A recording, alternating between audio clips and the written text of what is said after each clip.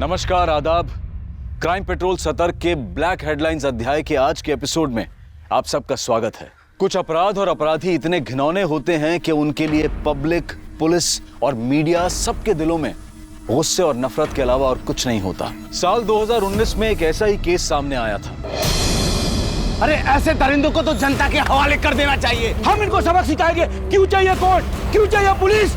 हमारे बीच ना हो, आग लगा देंगे। फांसी दो इनको।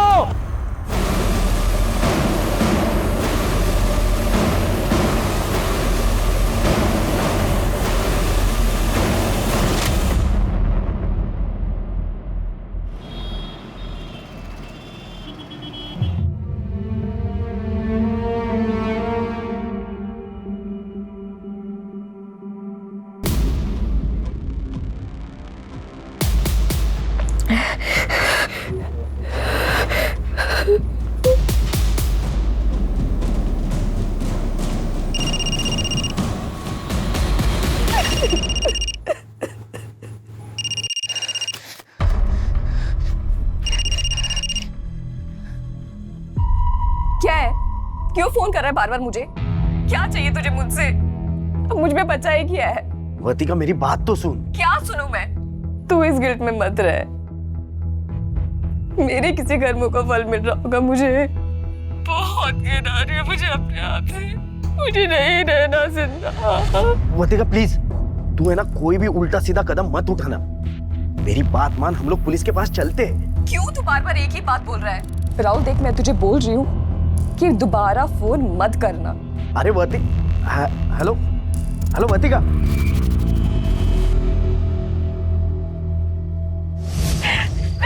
अरे वर्तिका क्या कर रही हो? कोई देख लेगा। अच्छा, बाबू को बहुत डर लग रहा है ना? डरता वरता नहीं है तेरा बाबू किसी से। रिस्पेक्ट करता हूँ अपने रिश्ते की, प्राइवेसी की। ये लेक्चर देने के लिए मुझे यहाँ बुलाया ना? जाओ, मैं बात नहीं करती। सुनना वर्तिका, सुनो तो। क्या है? चल शादी कर लेते, फिर तू हमेशा मेरे साथ रहेगी, ठीक है? राहुल सोचना, अगर हम आगे चल के यूं साथ में रहेंगे ना, तो ये चुप चुप के मिलने का फन कहाँ से आएगा? अच्छा, तो मेरे बाबू को फन चाहिए और नहीं तो क्या? शादी के पहले या तो अभी मैं फन दिलाता हूँ। चलो। मजाक कर रही थी।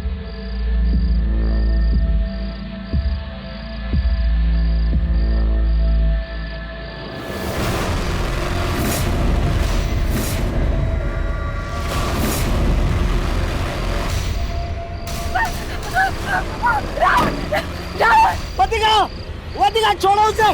कौन हो तुम लोग? वर्तिका, वर्तिका, खोलो, छोड़ो, खोलो, खोलो। वर्तिका, कौन हो तुम लोग? छोड़ो, वर्तिका, खोलो। कपड़े उतार, कपड़े उतार। प्लीज भेजो, छोड़ो, खोलो। प्लीज भेजो। देख नहीं उतारेगा ना तो तेरे बॉयफ्रेंड को काट करके जाऊं मैं। छोड़ो, खोलो। कोई है? छोड़ो उसे। कौन हो तुम लोग? वर्तिका, वर्तिका। मुझे छोड़ दो प्लीज।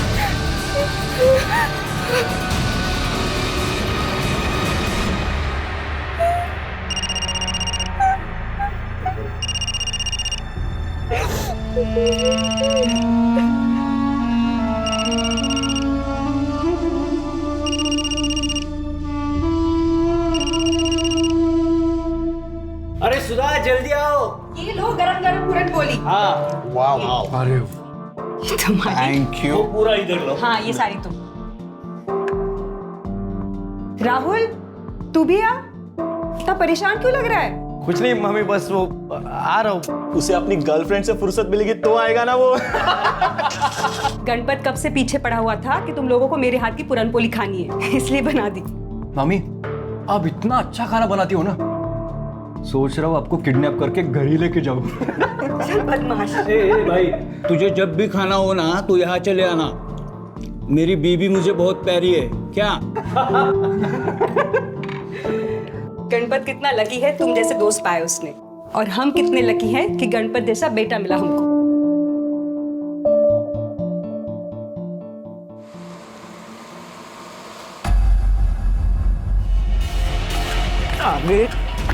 हीरोगिरी का, तेरी हीरोगिरी निकालता हूं मैं साले। काय केलंस तू?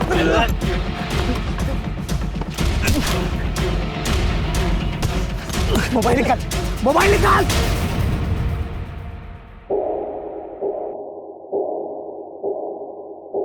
आई बघ ना, दादा का फोन नॉट रीचेबल आ रहा है। तू फिर से ट्राय कर. पता नहीं कहाँ रह गया ये. मैं तो तंग आ गई हूँ इससे. देवालाच माहिती काय काय करत असतो हा. लग रहा है क्या फोन? नहीं लग रहा। कहा था तू? हे काय? तू फिर से मारपीट करके आया? ए आई यार, अभी तू फिर से शुरू मत कर। फिर से शुरू मत कर मतलब? हाँ, तू रोज का मारपीट करके आता है. तुझे अपनी बहन और आई की थोड़ी भी फिक्र नहीं है. और कल तूने उस सुखी को मारा. क्यों करता है तू ऐसा? मेरा बस चलता ना तो मैं उसकी जान ले लेता। ऐसा क्या किया उसने? बेटा मत निकालो घर से बाहर, मत निकालो, मैं पाँव पड़ती हूँ। नहीं बेटा। सुखी, पागल हो गया तू? क्या कर रहा है ये? देख अमित, ये मेरे घर का मैटर है, तू बीच में मत पड़।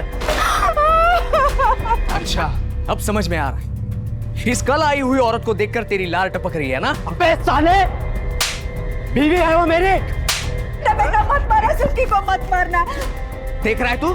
तेरे जैसे जलील बेटे को पिटता हुआ देखकर भी उसे दर्द हो रहा है।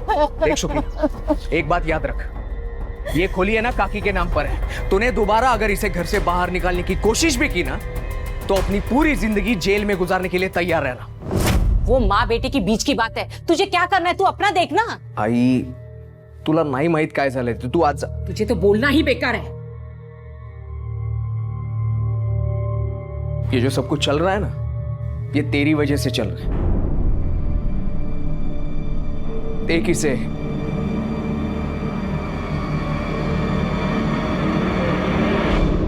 ये केस एक गैंग रेप का नहीं था, बल्कि ये केस सीरियल गैंग रेप्स का था।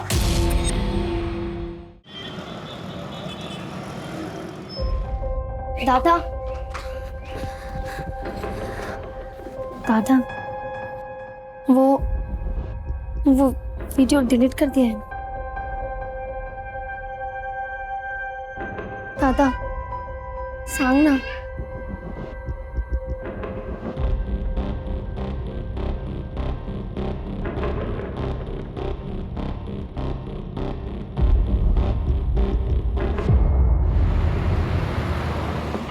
अच्छा सुधा, चल मैं निकलता हूँ।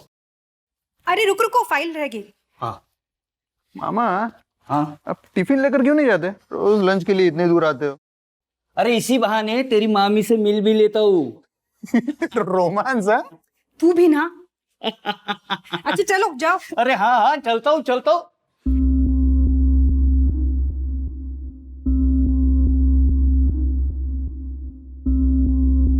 बाय।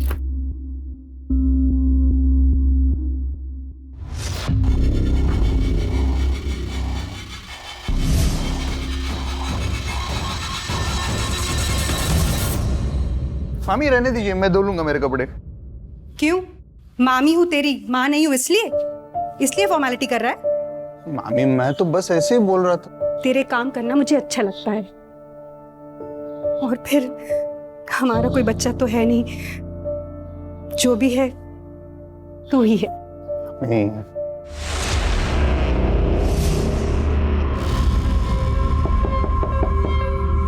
मैं देखता हूँ।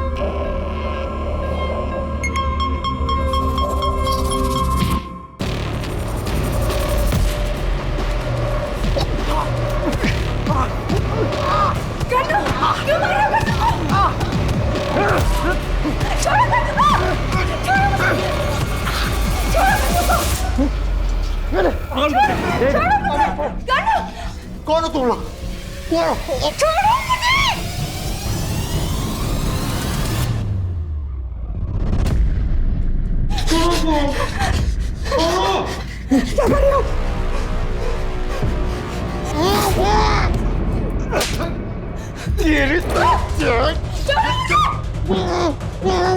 चल कपड़े उतार।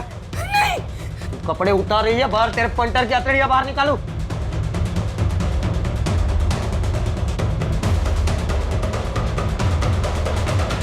छोड़ो मुझे, छोड़ो।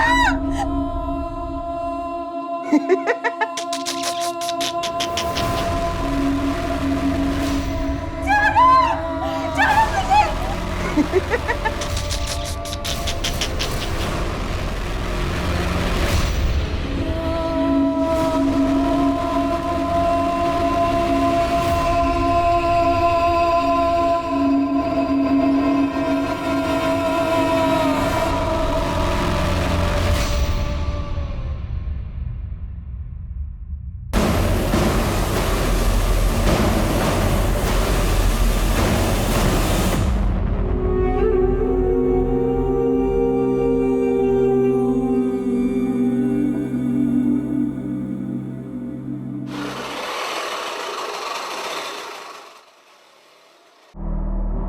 आप लोग यहाँ? अमित पता नहीं कहाँ चला गया है। तो फोन पर ना उछलते, मुझे बहुत डर लग रहा है। आप कुछ कीजिए ना। नहीं वह नहीं, परेशान मत हो। काका, बड़े साहब से बात करा दीजिए ना। पता नहीं अमित कहाँ चला गया। दादा ऐसे बिना बताए कभी कहीं नहीं जाते। 2 दिन से उनका फोन भी नहीं लग रहा है। कहाँ गया होगा? आई मी निघतो ग. दादा 2 मिनिट. अरे अमित, काय झालं? कहाँ जा रहे तुम? अगं दुकानात जातोय मी. रुक, मैं चाय लाती हूँ तेरे लिए। नहीं मॉम, मुझे चाय नहीं चाहिए, मुझे लेट हो रहा है. अरे आम्ही बाजारात पण बघितलं, वो दुकान पे गया ही नहीं, दुकान बंद पड़ी थी. किस चीज की दुकान है? पान पट्टी की दुकान है साहब. कुछ बात हुई थी उसके साथ? इन्हें गुस्सा होकर तो नहीं गया घर से बाहर? सर वैसे तो कोई बात नहीं हुई थी. किसी के साथ लड़ाई? लड़ाई तो ना जाने कितने लोगों के साथ करता रहता है. हीरोगिरी का, तेरी हीरोगिरी निकालता हूं मैं साले. काय केलंस तू? वो सुखी को मारा. बेटा मत मारा, सुखी को मत मारना. और वो सुजाता का पति उससे मारपीट कर रहा था, उससे भी लड़ाई की उसने और कहा कि पुलिस में दे दूंगा. पति पत्नी के बीच की बात है, इसमें उसका क्या लेना देना. घरेलू हिंसा ये पति पत्नी का आपसी मामला नहीं है, वो अपराध है. अगर उसने इंटरफियर किया होगा तो अच्छी बात की. अमित के बारे में उसके दोस्तों के पास पूछताछ करो, उसका फोन भी ट्रेस करो. सर हमें अपने मामा को क्यों नहीं बताया? आप रोइए मत, आप चलिए मेरे साथ पुलिस स्टेशन. चलिए हम पुलिस को सब कुछ बता देंगे. वो कमीने जो भी है ना, पुलिस उनको जहन्नुम से भी ढूंढ निकालिए. अब चलिए. ठीक है, अगर आप नहीं आ रहे हो ना तो मैं जा रहा हूँ पुलिस स्टेशन. नहीं पुलिस के पास मत जाना. क्यों मामी? 2 कौड़ी की भी इज्जत नहीं रहेगी मेरी. उनके पास मेरा वीडियो है. छोड़ो मुझे, छोड़ो. वो वायरल कर देंगे. भगवान के लिए किसी से कुछ मत कहना. गणपति में मेरी कसम है. तेरा झगड़ा हुआ था ना अमित के साथ? वो साहब नहीं करनी. बेटा मत मारा, सुखी को मत मारना. वो मेरे आई को मेरे खिलाफ भड़का रहा था साहब. तो तूने उसे गायब कर दिया? नहीं साहब, मैंने कुछ नहीं किया. साहब कोई मेरे घर के मामले में बोलेगा तो सर ही फोड़ेगा ना उसका साहब. में अरे पुलिस के सामने हुल देता है क्या? नहीं साहब, वो मेरा वो मतलब नहीं. वर्तिका चल जल्दी से खाना खा ले. नहीं आई, भूख नहीं है. क्या हुआ बेटा, ऐसा मुंह लटका के क्यों बैठी है? कुछ नहीं हुआ आई. चल देख कौन आया.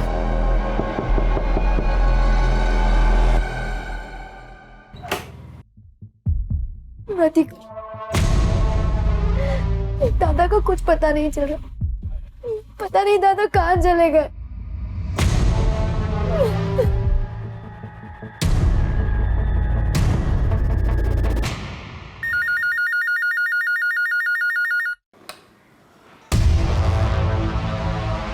क्या?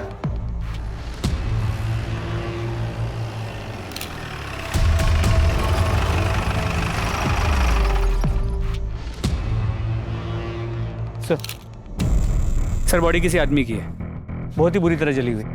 और सब हाइट और जो बचे हुए कपड़े हैं वो देख के लग रहा है कि हो सकता है अमित की बॉडी. कर दे. सर ये 2 मोबाइल मिले. ये तो पूरे जल चुके हैं, फिर भी देखो डाटा रिकवर होता है क्या? सर 1 मिनट आएंगे.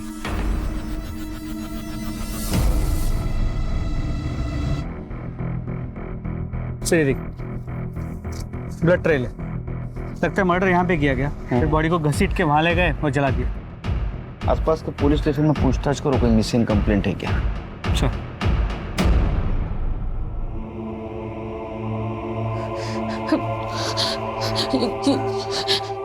ये मेरा अमित नहीं हो सकता. आप लोगों को जरूर कोई गलतफहमी हुई. ये मेरा अमित नहीं है. डेड बॉडी के पास हमें ये 2 मोबाइल मिले. ये वाला मोबाइल तो भाई वाले मोबाइल जैसे. और दूसरा?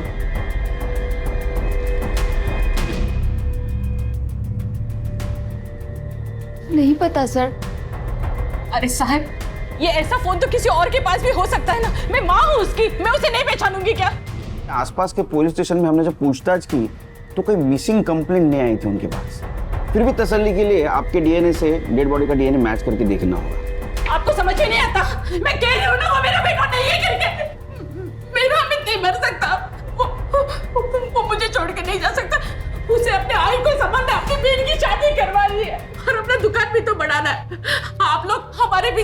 मत बर्बाद कीजिए। आप लोग जाकर मेरे अमित को ढूंढिए।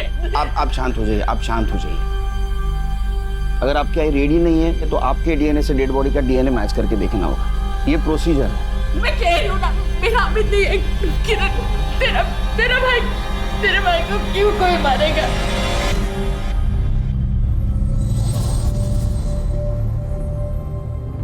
कब मिलेगी? तूने सुना नहीं है क्या? इंटरनेट फ्रेंड के ऊपर ज्यादा ट्रस्ट नहीं करते। क्यों?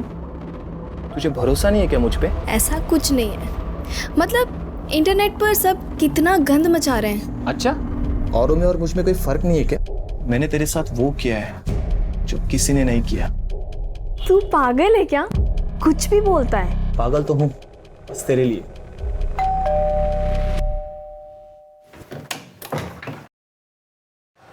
मैम आपका पिज्जा। किसने मंगवाया? नीरू जी ने मंगवाया था। मैं पैसा लेके आती हूँ। नहीं, पेमेंट हो चुका है। ठीक है।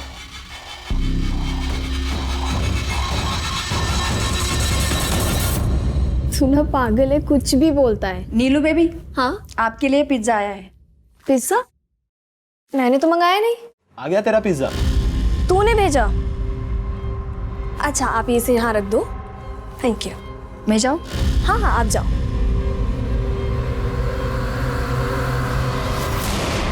तू एकदम बेस्ट है। तुझे कैसे पता मुझे ये पिज्जा पसंद है? हाँ, मैं जानता हूँ तुझे पिज्जा बहुत अच्छा लगता है। एक बात तो है, तुझ में हिम्मत तो बहुत है। इतनी हिम्मत है कि पिज्जा की जगह पे वहाँ खुद आ सकता हूँ। तू तो रहने ही दे। सर, अमित की पोस्टमार्टम रिपोर्ट आ गई। उसकी पीठ पे चाकू जैसे किसी तेज चीज से वार किया गया था। बॉडी 75% जल चुकी थी। और सर, उसकी मौत का वक्त 13 अप्रैल को दोपहर 2 से 6 के बीच का। और सर, अमित के कॉल रिकॉर्ड्स, वैसे तो सभी जनरल कॉल्स, लेकिन मरने के 2 दिन पहले से वो एक नंबर पर रेगुलर बात कर रहा था। इनफैक्ट मरने से पहले आखिरी बार उसने उसी नंबर से बात की थी। किसका नंबर है? सर, इनकी बेटी वर्तिका का।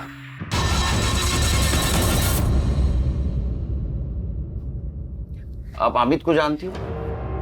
सर, इतने अच्छे से नहीं जानती। वो मेरी फ्रेंड किरण का भाई है। हाँ। लेकिन किरण ने बोला भी डीएनए रिपोर्ट नहीं आई है। तो तुम अमित को पर्सनली नहीं जानती थी? तो मरने के 2 दिन पहले से तुम उससे इतनी बात क्यों कर रहे थे? बताओ वर्तिका। अरे बेटी, चुप क्यों है? बोलना, जो कुछ है बता दे साहब को। क्या है साहब, एक ही चाली में रहते हैं ना, तो बात हुई होगी। साहब, वैसे ये उससे बात ही नहीं करती थी, वही इसको फोन कर करके तंग करता था। अरे क्या बोल रही है तू? खरा बोलते हैं, मैंने नहीं बताया आपको। वैसे साहब, वो अच्छा लड़का नहीं था। वर्तिका को फोन कर करके बोलता था मैं तुझसे प्यार करता हूँ और तुझी से शादी करूंगा। वर्तिका ने खुद बताया मुझे। तो मुझे बताना था। मैं आपको बताने ही वाली थी, लेकिन उसका फोन आना ही बंद हो गया था, इसलिए मैं भी चुप होके बैठ गई। लेकिन साहब, मुझे उसके आई और बहन के लिए बहुत बुरा लग रहा है। अमित के लिए कोई दुख नहीं है, क्योंकि साहब उसे शर्म आनी चाहिए थी। उसकी जवान बहन है और मेरी बेटी को परेशान कर रहा था वो। अच्छा सुन, मंडे को मैं कॉलेज आऊंगी तो तुझसे मिलने आऊंगी, ठीक है? तूने फिर से कुछ भेजा है क्या? तो जाके खुद देख लो।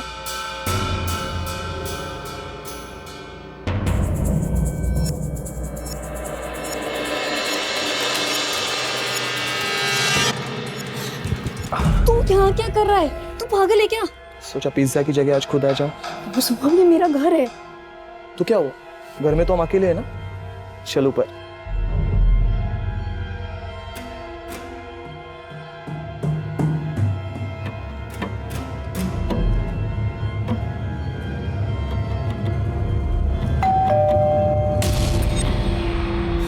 यार, इस वक्त कौन आ सकता है? कहीं मॉम तो नहीं आ गई? क्या यार, मर गए। यार एक काम कर, तूने जल्दी से वॉशरूम में जाके छुप। प्लीज जल्दी जा, जल्दी जा।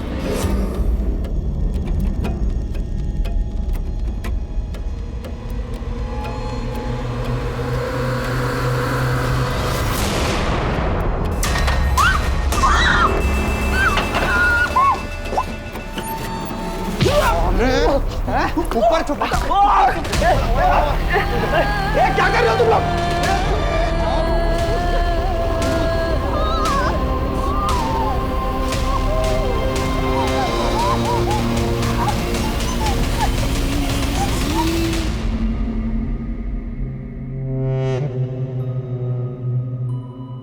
नीलू,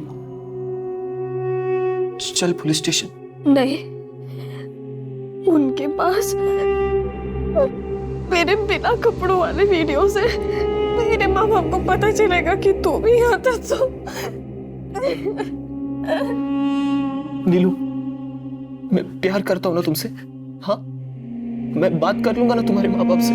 क्या बात करेगा यार तू मेरे माँ बाप से? क्यों तू जबरदस्ती कर रहा है? बोला ना तुझे, मुझे कहीं नहीं जाना है। तू जा यहाँ से, सो चला जा यार यहाँ से प्लीज, अकेला छोड़ दे।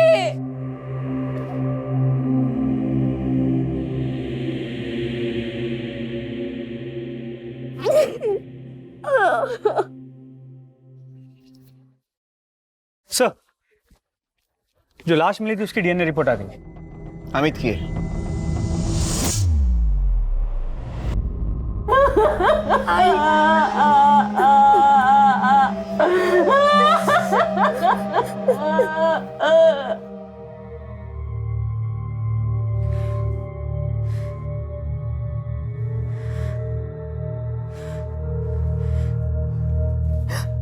कमजोर वो नहीं होते जो जिंदगी की लड़ाई में हार जाते हैं, कमजोर वो होते हैं जो लड़ने की कोशिश ही नहीं करते, और उनकी इसी कमजोरी का फायदा उठाते हैं अपराधी। इतनी लड़कियों के साथ रेप हुआ लेकिन कोई भी अपनी तरफ से पुलिस के सामने नहीं आई। सबको यही डर था कि अगर उनके वीडियोस वायरल हो जाएंगे तो बदनामी होगी, लेकिन वो ये भूल गई कि ऐसा करके वो अपनी पहचान नहीं बल्कि उन अपराधियों को बचा रही थी और उन्हें और बेखौफ बना रही थी। लेकिन जुर्म को चाहे कोई कितना भी क्यों ना छुपाए, वो सामने आ ही जाता है। अमित के केस की तहकीकात में पुलिस के हाथ कुछ बड़े खुलासे लगने वाले थे। सर, अमित के पास से जो 2 फोन मिले थे उनमें से एक फोन तो अमित का था, तो वो फोन क्लीन है, लेकिन वो दूसरा फोन अमित का है या नहीं ये नहीं कह सकते। सर, इसका IMEI नंबर भी नकली है और जो सिम लिया गया था वो भी फेक नेम से था। इस मोबाइल से कुछ डाटा मिला है, बहुत इंपॉर्टेंट है सर। साहब, विठल केस की रिपोर्ट आई है। बाद में बोला था। सर, ये जो दूसरा फोन था वो पासवर्ड प्रोटेक्टेड था, पर उसका पासवर्ड था TRAP। TRAP? ऐसा पासवर्ड कोई क्यों रखेगा? सर, इन वीडियोस को देखिए, आप समझ जाएंगे। ये बंद कर। नहीं सर, ये सिर्फ एक वीडियो नहीं है, ऐसे 12 लड़कियों की वीडियोस है। वर्तिका, और ये देखिए। पर ये तो अमित की बहन किरण है ना? जी सर। तुम्हें मॉलेस्ट किया गया था, ये बात तुमने हमसे क्यों छुपाई? सर, ऐसा कुछ नहीं हुआ। ऐसा हुआ था, सबूत है हमारे पास।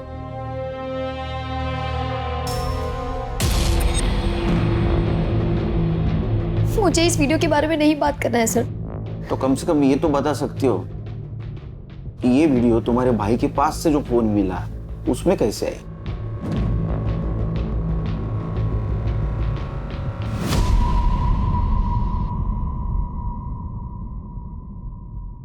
हेलो,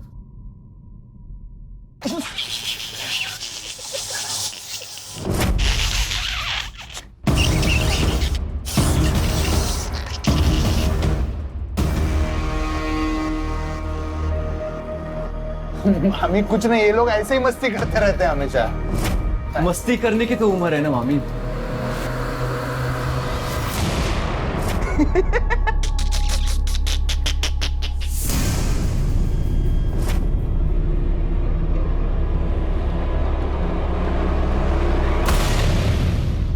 तेरी किरण तो कुछ बोलने को तैयार ही नहीं। अगर किरण नहीं बोल रही तो वर्तिका से बात करनी होगी। वर्तिका, साहब आ रहे तुझसे मिलने।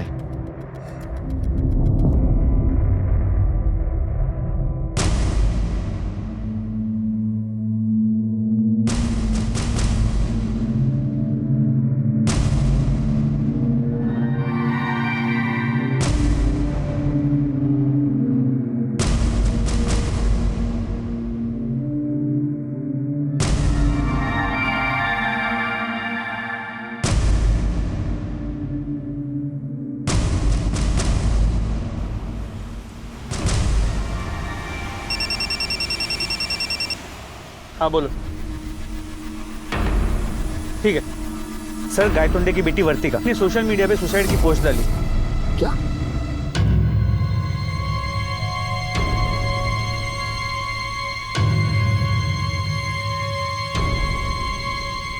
गायतोंडेला फोन करत रहा। Inspector Sharma, lie detector test की रीडिंग मुझे मिल गई है।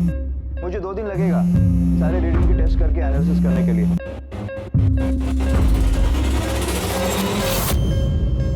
लगा? सर गेट नहीं है। सर मैं ट्राई करता हूँ। बिठा कर रखो, पूरी हिस्ट्री निकालो इसकी। सर रिंग जा रही है, उठा नहीं रहा। चलो चलो जल्दी चलो, जल्दी चलो।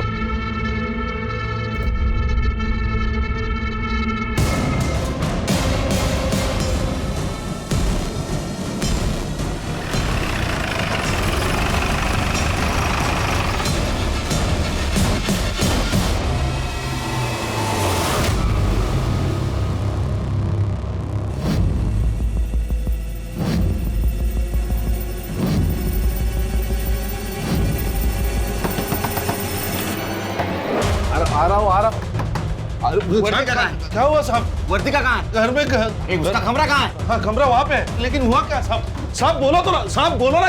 दरवाजा खोलो। क्या हुआ सर? वर्तिका दरवाजा खोलो। साहब सब मेरे पास चाबी है। जल्दी लेके आओ, जल्दी लेके आओ।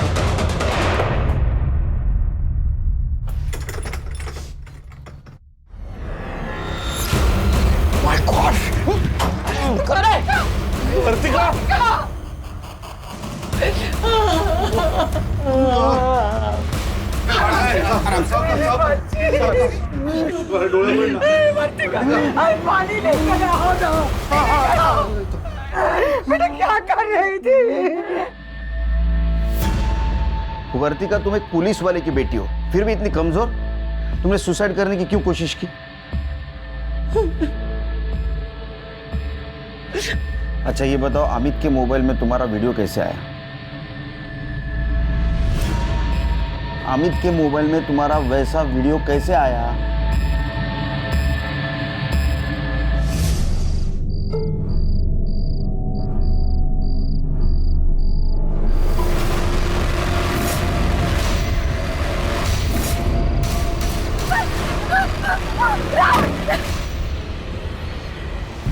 मैं नहीं मिल सकती तुझसे। देख वर्तिका, मिलना तो तुझे पड़ेगा ही, क्योंकि तेरी एक चीज इस मोबाइल में है। अमित ने मेरा रेप किया था।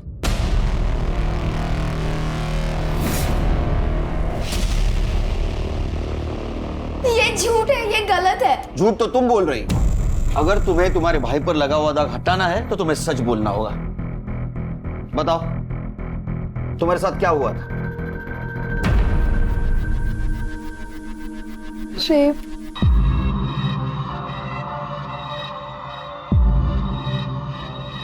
लो लो। चल छोड़। चल छोड़। चल छोड़ रे।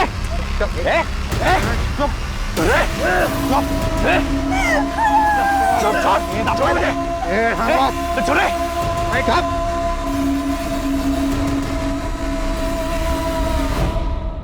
मैंने दादा को सब कुछ सच बता दिया था। दादा को तो कुणाल पहले से ही पसंद नहीं था। दादा और कुणाल के बीच में लड़ाई भी हो गई थी। मोबाइल निकाल, मोबाइल निकाल, निकल दो, निकल दो। मोबाइल और दादा फिर उसका मोबाइल लेकर आए थे। उन्होंने उसमें मुझे मेरी वीडियो भी दिखाई। सर, उसमें वृतिका का भी वीडियो था। वृतिका राहुल की गर्लफ्रेंड है और कुणाल और राहुल बेस्ट फ्रेंड है। दादा बार बार कह रहे थे कि ऐसे कैसे हो सकता है, दोनों की गर्लफ्रेंड्स और दोनों के साथ एक ही जैसा रेप हुआ हो। दादा बार बार कह रहे थे कि पुलिस कंप्लेंट करो। ये पहले क्यों नहीं बताई तुमने बात? सर वो लोग मुझे ब्लैकमेल कर रहे थे और कह रहे थे कि वो वीडियो वायरल कर देंगे। कितने लोग थे? 3।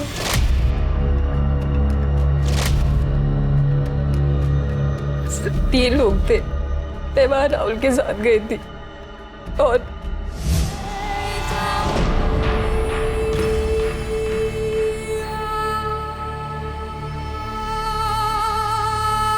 छोड़ दो तुमने हमसे झूठ क्यों बोला? सर, क्योंकि अमित बार बार कह रहा था कि राहुल उन लड़कों के साथ मिला हुआ है। अमित, अब तो तेरे पास उसका फोन है ना, प्लीज वीडियो डिलीट कर दे। कम से कम अब तो चैन से जी पाऊंगी मैं। वर्तिका, अरे हम इसे डिलीट नहीं कर सकते, यही तो सबूत है। अभी इसी वक्त तू मेरे साथ पुलिस स्टेशन चल और पुलिस को सब कुछ बता दे। चल। तू पागल हो गया है? तुझे पता है ना मेरे बाबा पुलिस में है। सब लोग हंसेंगे बाबा पर, मुझ पर। और तू बता, अगर उन लोगों के पास इस वीडियो की कॉपी हुई तो अमित, अगर ये वीडियो उन्होंने इंटरनेट पे वायरल कर दी ना, तो मेरे पास मरने के अलावा कोई ऑप्शन नहीं बचेगा। देख, तेरे साथ जो कुछ भी हुआ है वो बहुत गलत हुआ है, और अगर इसके बावजूद हम लोग चुप बैठेंगे तो जो लोग गलत कर रहे हैं उनका साहस बढ़ेगा। अरे आज तू उनका शिकार हुई है, कल को कोई और मासूम बनेगी। देख, मुझे ना तेरे लेक्चर नहीं सुनने हैं। अमित, जो मेरे साथ हुआ है ना, तू कभी इमेजिन भी नहीं कर सकता। प्लीज ये वीडियो डिलीट कर दे। कभी नहीं। अमित, अमित, राहुल नहीं ऐसा कर सकता, मुझसे प्यार करता है। अच्छा, तो राहुल को बचाने के लिए तुमने अमित पर आरोप लगा दिया। ये वीडियो में ऐसा दिख रहा है कि ये 3 जगह देख रहे हैं। मतलब 3 रेपिस्ट हैं। सर, हर केस में एक बॉयफ्रेंड भी तो है। मुझे लगता है ये सीरियल रेपिस्ट है जो गर्लफ्रेंड बॉयफ्रेंड को टारगेट कर रहा है, या तो ये सब मिले हुए हैं।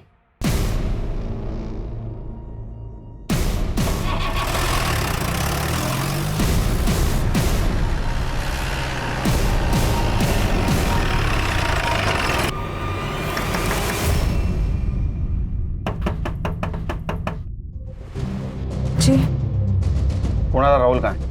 ऊपर गणपत के रूम में। बात क्या है? चलो गाइस, देखते हैं इस बार कौन शिकार फंसेगा।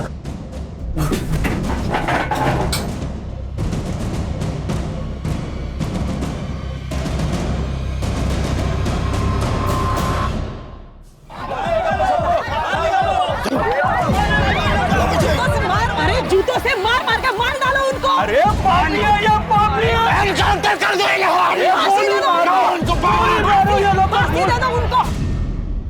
चला, कोणी कोणी काय काय कसं कसं केलं सांगा.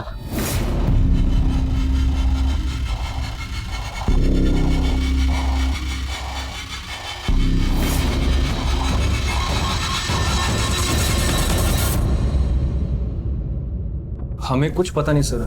हाँ सर, हमने कुछ नहीं किया सर. ए शाने, तुम लोगों ने जो वीडियो बनाया ना, वहां पे तुम चारों का लोकेशन दिखा रहा है मोबाइल का. सर पता नहीं आप ये क्या कह रहे हैं सर. होंगे हम, उसमें कौन सी बड़ी बात है. डायलॉग मत मार ज्यादा, समझा ना.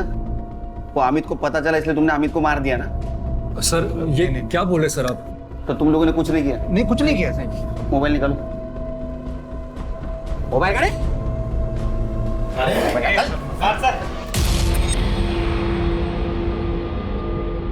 सर गैलरी लॉक है. पासवर्ड. सर आप ऐसा नहीं कर सकते सर. आप बिना सबूत के हमारे मोबाइल चेक नहीं कर सकते. हाँ सर. अगर सबूत मिला ना मुझे, तो पहले इतना धोऊंगा ना तेरे को. TRAP टाइप करा.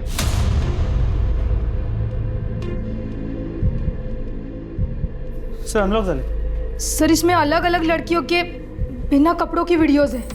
सर इनमें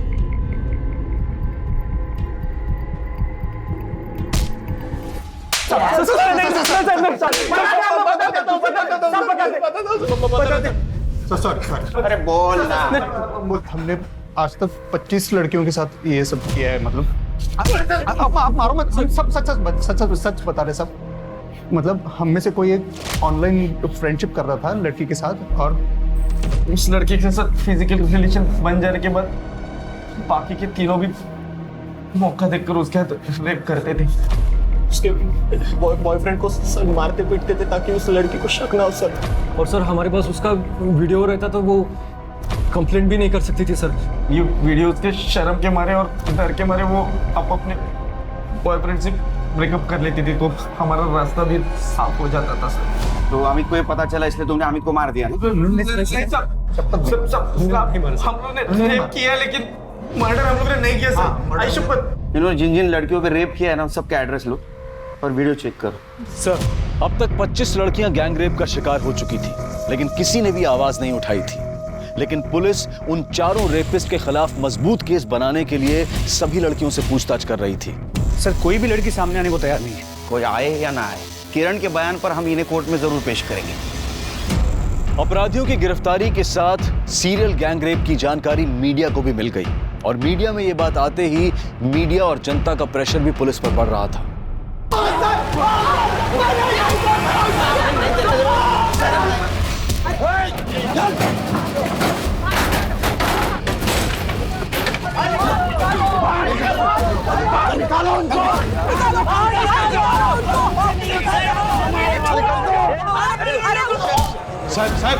साहब बाहर बहुत हंगामा हो रहा है।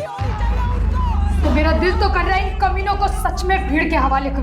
नहीं सुनीता, पुलिस का काम है कानून की हिफाजत करना, कानून को हाथ में लेना नहीं। लेकिन सर, इन्हें कोर्ट कैसे लेकर जाएंगे?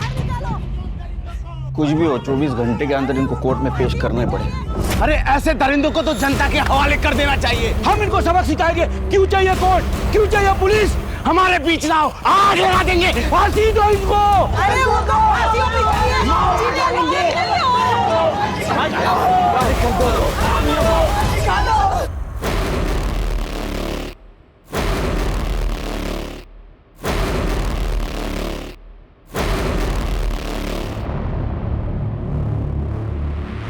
इनको पीछे के रास्ते से निकालो।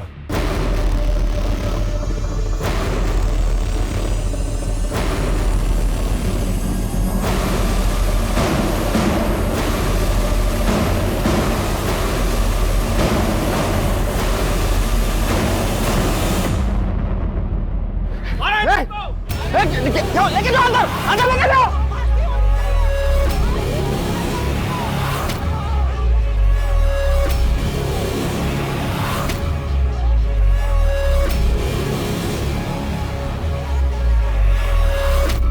एक तरफ बलात्कार का शर्मनाक केस था और दूसरी तरफ अमित के खून की गुत्थी थी। अमित को आखिर किसने मारा था? क्या अमित का खून इन लोगों ने ही किया था या फिर उसके खून में किसी और का हाथ था? इन्वेस्टिगेशन के दौरान इन लड़कों ने 24 लड़कियों का नाम बताया, लेकिन 25वीं लड़की का नाम बताने को ये चारों तैयार ही नहीं थे। पुलिस ने एक बार फिर से उनके मोबाइल को अच्छी तरह से खंगाला और उन्हें वो 25वां वीडियो मिला, उनकी 25वीं शिकार।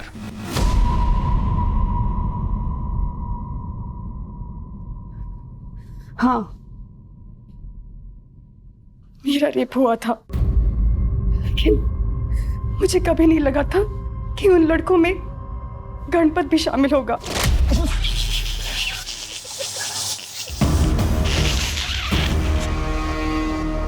मामी कुछ नहीं, ये लोग ऐसे ही मस्ती करते रहते हैं हमेशा। मस्ती करने की तो उम्र है ना मामी। दरअसल गणपत हमारे यहाँ पढ़ने आया था। हमारा कोई बच्चा नहीं है। उसे देखते ऐसे लगा जैसे बेटे की कमी पूरी हो गई। लेकिन शायद मैंने उसको बेटा तो मान लिया, लेकिन उसने मुझे माँ कभी माना ही नहीं। ये कब हुआ? 13 अप्रैल को 4 बजे।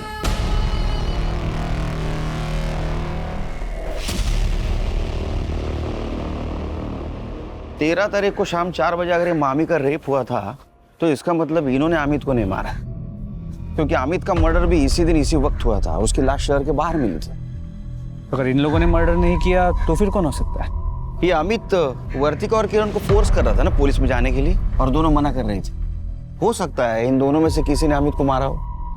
एक काम करो, इन दोनों के घर का सीसीटीवी फुटेज कलेक्ट करो 13 तारीख का, और मोबाइल लोकेशन भी। सर, सुमन के साथ बात करके पुलिस को ना सिर्फ उसके साथ हुई हैवानियत के बारे में पता चला, बल्कि अमित के खूनी के बारे में भी क्लू मिला। सर, दोनों घर के बाहर की सीसीटीवी फुटेज आ गई। लगाओ।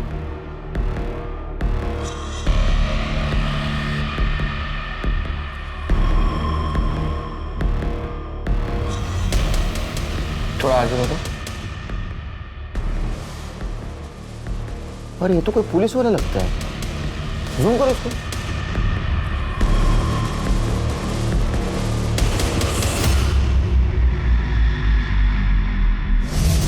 साहब कैसी बातें कर रहे हैं आप? एक तो उस घटिया इंसान ने मेरे लड़की की जिंदगी बर्बाद कर दी, और आपको लगता है कि हमने मारा अमित को?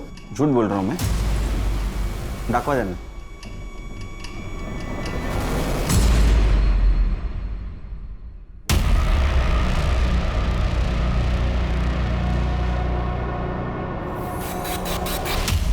मैंने मारा। अरे क्या बोल रही है तू? मैंने मार दिया उसे। क्या करती साहब? वो मेरी बेटी के पीछे पड़ा हुआ था, मेरे घर तक पहुंच गया था। अगर अब भी तुमने मेरी बात नहीं मानी ना, तो मैं ये वीडियो वायरल कर दूंगा।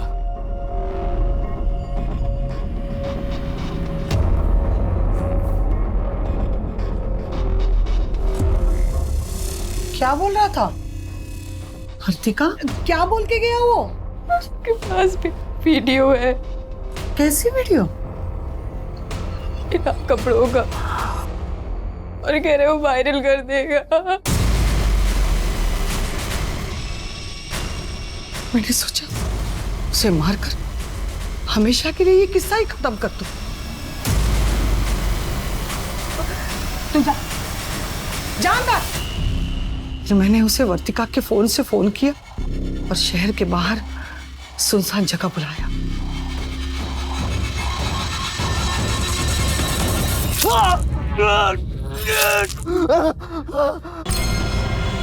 उसे मारकर मेरे सीने में ठंडक मिल गई। मैंने उसे मार डाला मैंने उसे। मुझे लगा बॉडी जलाने से सब सबूत मिट जाएंगे। साहब, मुझे लगता मैंने कुछ गलत नहीं किया। बहुत गलत किया आपने। अमित एक अच्छा लड़का था, वो सबके बारे में अच्छा सोचता था। झूठ तो आपकी लड़की बोल रही थी। वर्तिका और किरण के अपराधियों को सजा दिलवाना चाहता था, लेकिन आपने सच्चाई जाने बिना उसको सजा दे दी, सजाए मौत। कुमुद को अमित के खून करने के लिए और कांस्टेबल सुनील को सबूत मिटाने की कोशिश करने के लिए सजा मिली। कुणाल, गणपत, सोहम और राहुल को 25 लड़कियों के साथ बलात्कार और उन्हें ब्लैकमेल करने के लिए सजा दी गई। इस केस को बहुत पहले से रोका जा सकता था अगर एक भी लड़की ने निर्भय होकर पुलिस को अप्रोच किया होता। हम सबको और समाज को इन रेप विक्टिम्स को हिम्मत देनी होगी ताकि वो बिना किसी शर्म के सबके सामने आए। हमें उन्हें यह विश्वास दिलाना होगा कि इसमें उनकी कोई गलती नहीं है, बल्कि उन दरिंदों का पर्दाफाश करने के लिए उन्हें सबके सामने आने की जरूरत है। प्यार, दोस्ती, ये सब बहुत खूबसूरत रिश्ते हैं, इसलिए किसी भी अनजान व्यक्ति के साथ ऐसा रिश्ता कायम करने से पहले उसके बारे में अच्छी तरह से जान लेना जरूरी है। अपनी प्रोफाइल पिक्चर पर अच्छी तस्वीर लगाने वाले हमेशा अच्छे नहीं होते हैं, इसलिए हर कदम पर सतर्क रहने की जरूरत है। अब मैं अनूप सोनी आपसे विदा लेता हूं। आपसे फिर मुलाकात होगी क्राइम पेट्रोल सतर्क के ब्लैक हेडलाइंस अध्याय में एक और नए केस के साथ। और याद रखें, क्राइम और आपके बीच में सिर्फ इतना फर्क है कि आप कितने सतर्क हैं। सतर्क रहें, सुरक्षित रहें। जय हिंद। आज क्राइम पेट्रोल ब्लैक हेडलाइंस में देखिए 2019 की एक ऐसी ब्लैक हेडलाइन जिसने पूरे देश को हिलाकर रख दिया। पुलिस वालों, काम करो, काम करो, काम करो। एक साधारण सा परिवार जिसका इतनी बेरहमी से कत्ल किया गया कि इंसानियत भी कांप उठी। अपराध के इस विभत्स रूप ने इस केस को ऐसे रंग दिए कि राजनीतिक गलियारों में भी हलचल मच गई। चारों तरफ धरने और नारेबाजी होने लगी, जिसने हिंसा का ऐसा रूप ले लिया कि चारों तरफ अशांति का माहौल पैदा हो गया।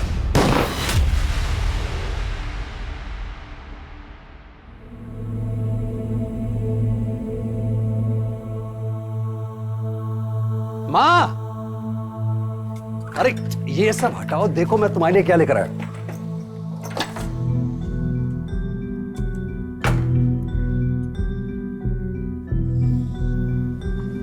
साफ दिखाई दिया? दिख रहा है ना साफ?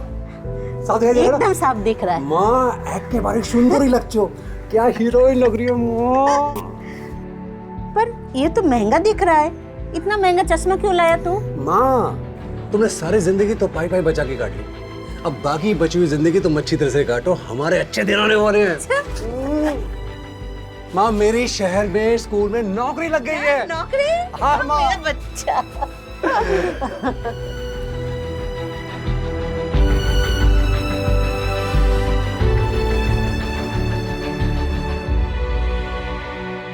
अरे माँ मैं यहाँ खुश हूँ, तू मेरी इतनी चिंता क्यों करती है? तू इतना दूर रहता है, चिंता तो होती है ना। काश तू इस बार काली पूजा में गांव आ पाता तो। अरे माँ, भाई ना कैसे आते?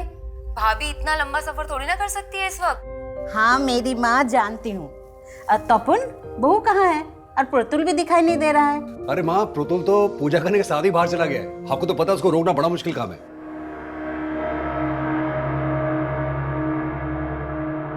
लो बन गई तुम्हारी मूछें, जाओ। मुझे नहीं बना दानव वानव। बेटा दानव तो लड़कों को ही बनना पड़ता है, और आप तो महादानव शुंभ हो। आपको डरना नहीं है, डराना है, गुस्से से ललकारना है। ओ कालिका, तुम में अगर शक्ति है तो मुझसे युद्ध करो, ऐसे।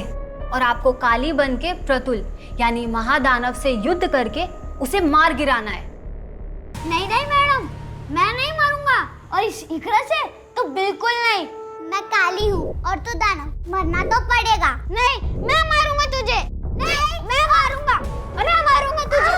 नहीं, छोड़ो प्रतुल। नहीं, मैं नहीं मारूंगा। छोड़ो उसे। मम्मी, पहले ये दानव की मूंछें निकाल दो, वरना वो आके मुझे मार देगी।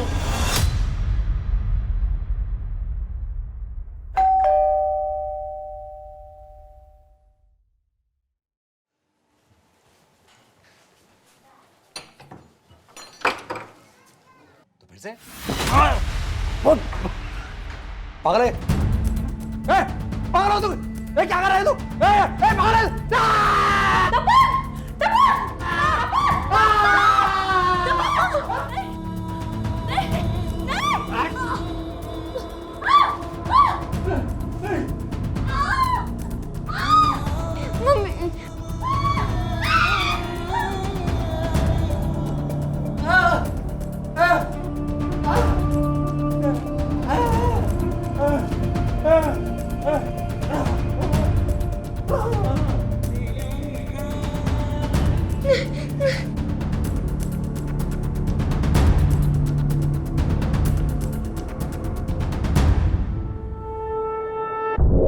आज काली पूजा का दिन है, और आज के दिन माँ काली ने दानवों का वध करके हमें ये सीख दी कि बुरा करने वाला चाहे जितना भी विशाल हो, लेकिन जीत हमेशा अच्छाई की होती है।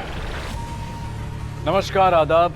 क्राइम पेट्रोल सतर्क के ब्लैक हेडलाइंस अध्याय के आज के एपिसोड में आप सबका स्वागत है। देखते ही देखते ये घटना एक ऐसी नेशनल न्यूज बन गई जिसने न्यूज रूम से लेकर राजनीतिक गलियारों तक में हलचल पैदा कर दी। एक तरफ इस हत्याकांड के सामने आने के कुछ ही घंटों बाद एक ऐसा राजनीतिक दंगल छिड़ गया कि राज्य की सियासत हिल गई। पुलिस प्रशासन! पुलिस प्रशासन!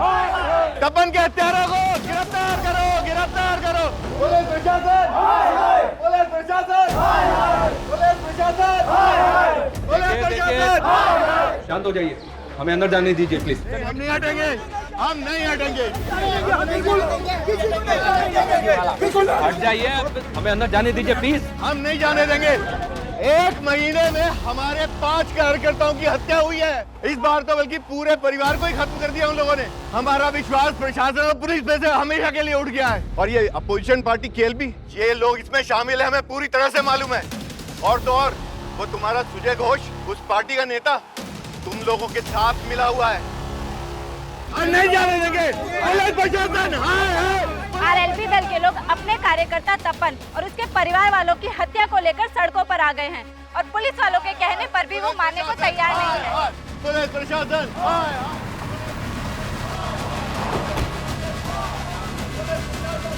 जैन सर, इनको कंट्रोल करना बहुत मुश्किल हो रहा है सर। क्राइम सीन पे भी नहीं जाने दे रहे। इनमें कोई तपन की फैमिली वाला भी है? नहीं सर, उसकी माँ और बहन गांव में रहते हैं, अभी तक पहुंचे नहीं है।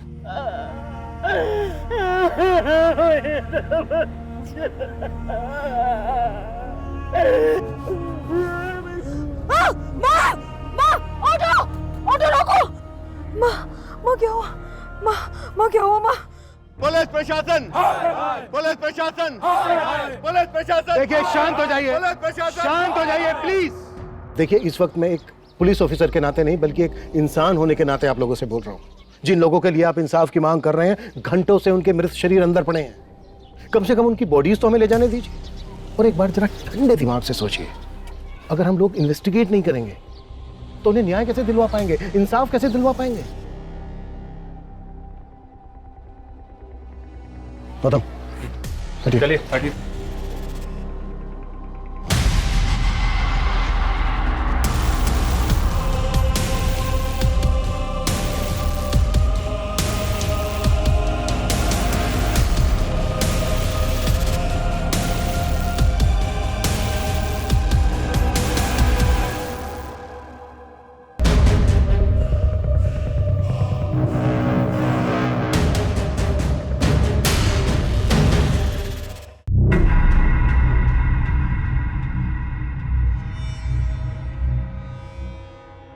Wow, it's killing. ये होती है असली बिरयानी की खुशबू। अरे आप बिरयानी टेस्ट कीजिए, वो और भी ज्यादा किलिंग है। वाओ, इसका टेस्ट तो इतना अच्छा है ना, शब्द ही नहीं मिल रहे मुझे तारीफ में। अरे क्या हुआ, आप ठीक है? कुछ नहीं, आपकी बिरयानी मेरे बच्चे को भी बहुत पसंद आई, किक मार रहा है अंदर।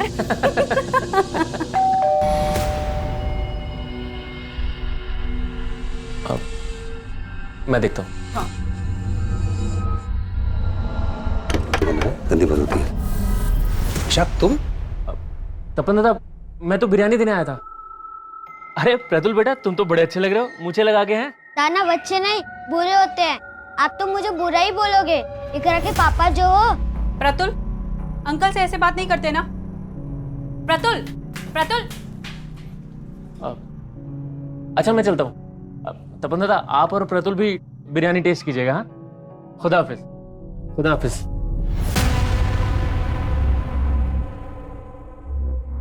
कहाँ जा रहे हो? पुलिस के सामने अपना मुंह खोला ना तो मेरा और अपनी बेटी का मरा मुंह देखोगे।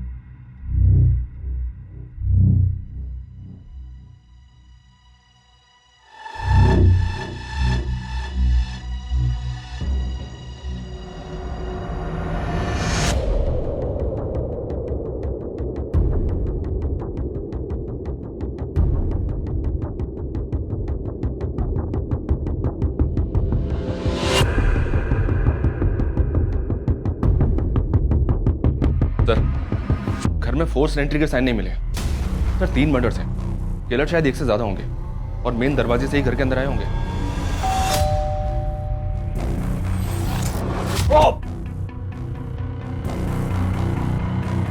तपन और इसकी बीवी के मर्डर्स काफी ब्रूटल।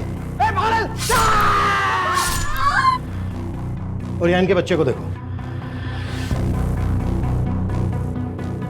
लुक, बच्चे को गला दबाकर मारा गया है। जो किलर तपन की प्रेग्नेंट बीवी के घर पर इतनी बेदर्दी से वार करता है, वो बच्चे को सिर्फ गला दबाकर मारता है। आखिर चल क्या रहा होगा किलर के दिमाग में? ये आरएलपी पार्टी वाले तो इन मर्डर्स को राजनीतिक रंजिश ही बता रहे हैं सर। इन लाशों का हाल देखकर तो गहरी रंजिश लग रही है। ऐसा लग रहा है कि एंगल पर्सनल रहा होगा। अगर किलर्स मेन डोर से आए होंगे तो शायद उनके लिए दरवाजा खोला गया होगा। मे बी तपन की फैमिली की जान पहचान वाले रहे हों। गौतम, आसपास पता करवाओ, शायद कल रात किसी ने किसी को आते जाते देखा हो। सर।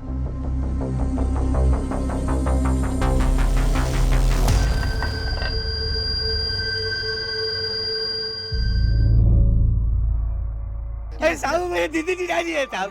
अंदर बस मिल तो लेने दीजिए। रुको, बाहर रुको। अरे साहब मेरे दीदी जीजाजी है। मिल क्या शोर मचा रहे हो? क्या प्रॉब्लम है? हाँ साहब मेरे दीदी जीजाजी है साहब। राव, तुम तपन के साले? हाँ साहब, सुबह टीवी में सब देखा। काफी महीनों से मिला नहीं हूँ। कल बस दीदी से बात हुई थी। हाँ दीदी, काली पूजा की बहुत बहुत बधाई आपको।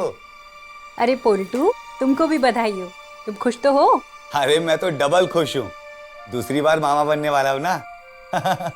दीदी, जीजाजी कहाँ है? अरे वो घर पे नहीं है, तू उनके नंबर पे कॉल कर ले। फिर मैंने जीजाजी को फोन किया, लेकिन उन्होंने उठाया नहीं। कल कब की बात है ये? करीब शाम को 7 बजे होंगे। तपन की माँ और बहन कहाँ है? वो आ ही रहे थे साहब, लेकिन जीजाजी की माँ रास्ते में बेहोश हो गई।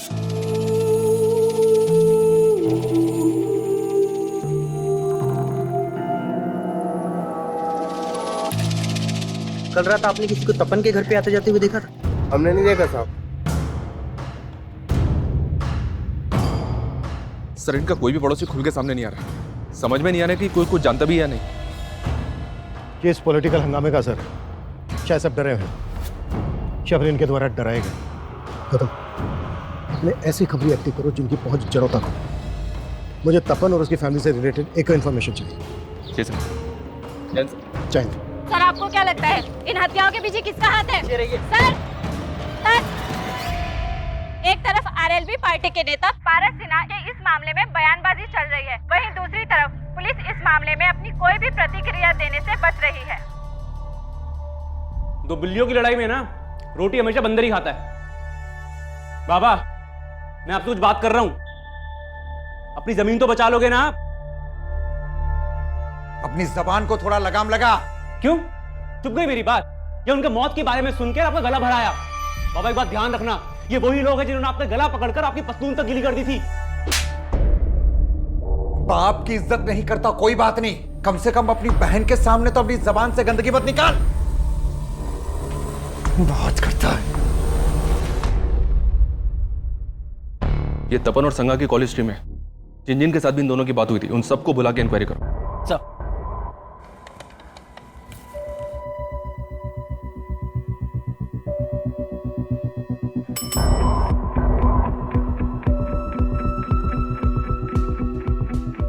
तपन को क्यों कॉल किया था? सर तपन दादा को मैं जानता हूँ और उस दिन मैंने सिर्फ काली पूजा की बधाई देने के लिए उनको फ़ोन किया था। उस दिन तपन जी और मैंने एक दूसरे को काली पूजा की बधाई दिए थे। हो सकता है काली पूजा का बहाना लेकर कोई सच छुपा रहा हो। हम किसी को हल्के में नहीं ले सकते। तपन और संगा के कॉल रिकॉर्ड्स में जितने लोग भी हैं उनको इन्वेस्टिगेट करो। तुमने बताया कि कत्ल वाले दिन तपन की माँ की भी तपन से बातें हुई थी। जी सर, लेकिन तपन की माँ और बहन से हमारी बातचीत नहीं हो पाई है। हालांकि तपन की माँ को हॉस्पिटल से छुट्टी मिल गई है, पर वो लोग अभी काफ़ी सदमे में हैं सर। लेकिन हमारा उनसे बात करना भी बहुत ज़रूरी है। हो सकता है हमें उनसे कोई हिंट मिल जाए। तपन एक स्कूल में क्लर्क था, तो आरएलबी पार्टी से कैसे जुड़ा? डिटेल्स निकलवा रहा हूँ सर, अपने खबरी काम पे लगे हुए हैं। एक तरफ तपन के परिवार की हत्या को लेकर सियासी तूतू में बढ़ रही थी, और वहीं दूसरी तरफ पुलिस को लग रहा था कि तपन उस राजनीतिक दल का कार्यकर्ता ही नहीं था जिस दल के कुछ लोग इस सारे मुद्दे को इतना तूल दे रहे थे। हत्यारे को फांसी दो, फांसी दो, हत्यारे को फांसी दो, फांसी दो। हमारी पूरी हमदर्दी है उस परिवार के साथ, लेकिन आरएलबी पार्टी की यह गलत रवैया इस राज्य का माहौल खराब कर रहा है। तो क्या राजनीतिक षड्यंत्र की आड़ लेकर इन हत्याओं के असल मकसद को दबाया जा रहा था? और अगर ऐसा था तो वो असल मकसद क्या था? केस इतना बड़ा हो गया था कि तपन के परिवार को जानने वाले अड़ोसी पड़ोसी भी खुलकर गवाही नहीं दे रहे थे, लेकिन उन्हें भरोसे में लेने की कोशिश पुलिस लगातार कर रही थी। लेकिन कोई सामने नहीं आ रहा था और पुलिस जल्द ही तपन की मां और बहन से भी मिली। सर उस दिन भाईना और भाभी से बात हुई थी। अरे माँ मैं यहाँ खुश हूँ, तू मेरी इतनी चिंता क्यों करती है? तू इतना दूर रहता है, चिंता तो होती है ना। भाभी से बात कराइए ना।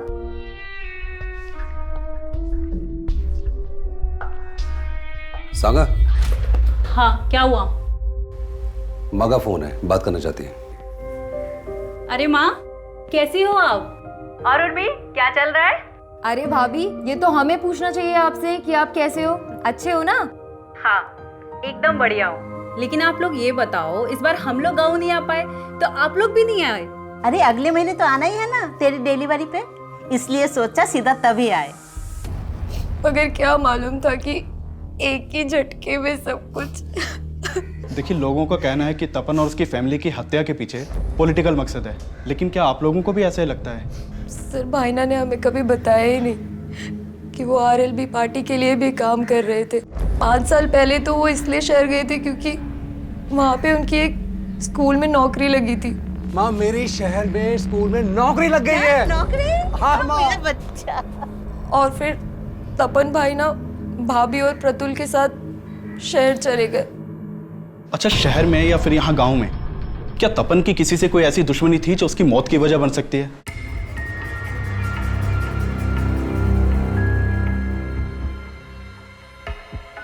सर तपन के घर से जो सामान मिला था उसमें डायरी भी थी, इस पे तपन की बीवी का नाम लिखा हुआ है, उसी की होगी।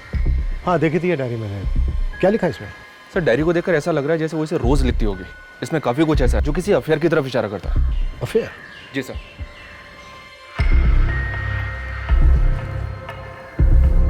हमारे रिश्तों में वो गर्माहट नहीं रही। कभी तुम मुझे गलत समझते हो, कभी मैं तुम्हें। सागा, हाँ क्या हुआ? माँ का फोन है, बात करना चाहती है। अरे माँ कैसी हो आप?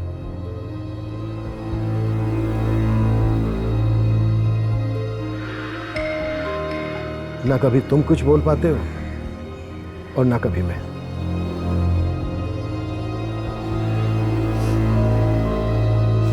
हमारा सिर्फ एक ही दुश्मन है और वो है तपन का बाप।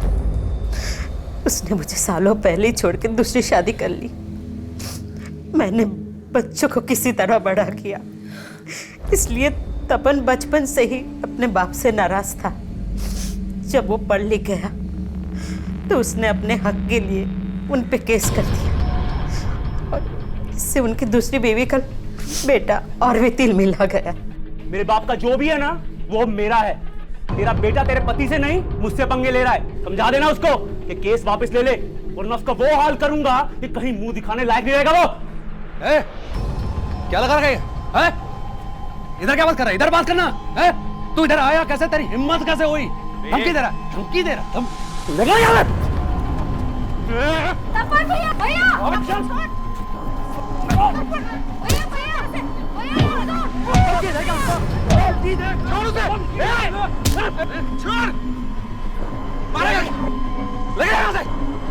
और तुम्हारा केस ना कोर्ट में जाएगा, वो फैसला करेगा तुम्हारा।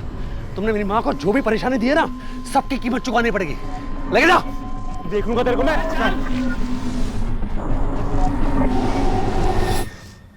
आखिरकार हमने केस जीत लिया था और अदालत ने हर जाने के साथ साथ उनकी आधी जायदाद हमारे नाम करवाने का फैसला सुनाया था। तो आप लोगों को ऐसा लग रहा है कि तपन और उसके बीवी बच्चे को मारकर उसने आपसे बदला लिया है?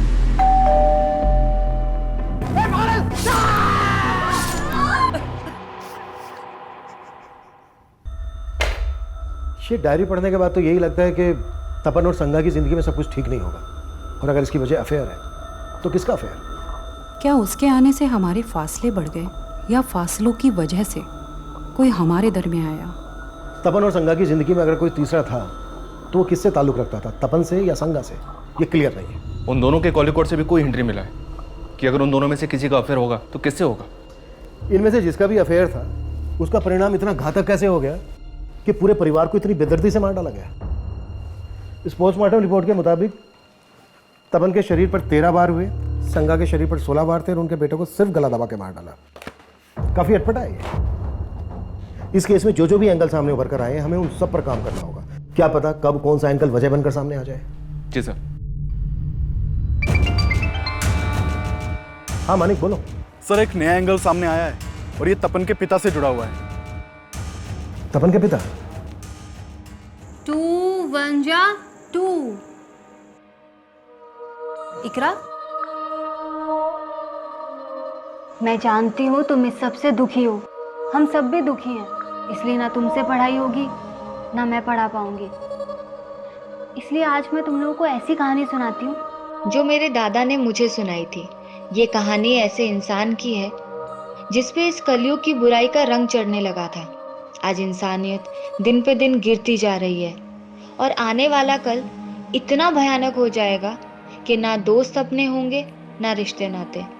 बुराई अच्छाई पे इतनी हावी हो जाएगी कि उससे लड़ना मुश्किल हो जाएगा और इंसान एक ऐसा मिथ्य भेष धारण कर लेगा कि अन्याय से लड़ने की बजाय वो दूसरों के साथ खुद अन्याय करने लग जाएगा। और वो इंसान भी पूरी तरह से ऐसा बन चुका था। वो इतना बुरा बन गया था कि लोगों को उसकी परछाई से भी डर लगने लगा था। मैडम, वो इंसान था कौन? ये जानना जरूरी नहीं है कि वो कौन था। जरूरी ये है कि हम ये कहानी सुन के एक सीख लें।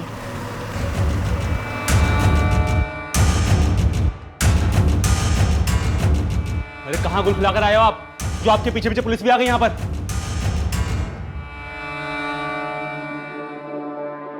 अरेंदु साहब, सब तो बोल रहे हैं कि उनको केएलबी पार्टी वालों ने मार दिया, और आप हम पर शक कर रहे हैं? आरएलवी पार्टी वाले सही बोल रहे थे। आप लोग केएलवी पार्टी वालों को बचाने के लिए हमें फंसाओगे। चुप, बिल्कुल चुप। और ज्यादा बोलता है ना तू। अभी अगर सच नहीं बोला ना तूने तो यही धुलाई होगी तेरी। साहब जब कुछ किया ही नहीं तो आपकी धुलाई के डर के मैं कोई झूठ को थोड़ी स्वीकारूंगा। साहब माना कि पहले भूल हो गई थी, लेकिन कोर्ट के आदेश के अनुसार मैंने अपना आधा हिस्सा दे दिया था उन्हें। पर वो तपन पूरी जमीन हड़पना चाहता था। पूरी जमीन? हाँ साहब, पूरी जमीन। जमीन बिकी नहीं थी, आधा हिस्सा उनका था। तपन ने लाखों की कीमत पर वो जमीन बटाई पर दे दी और सारा पैसा खुद हजम कर गया।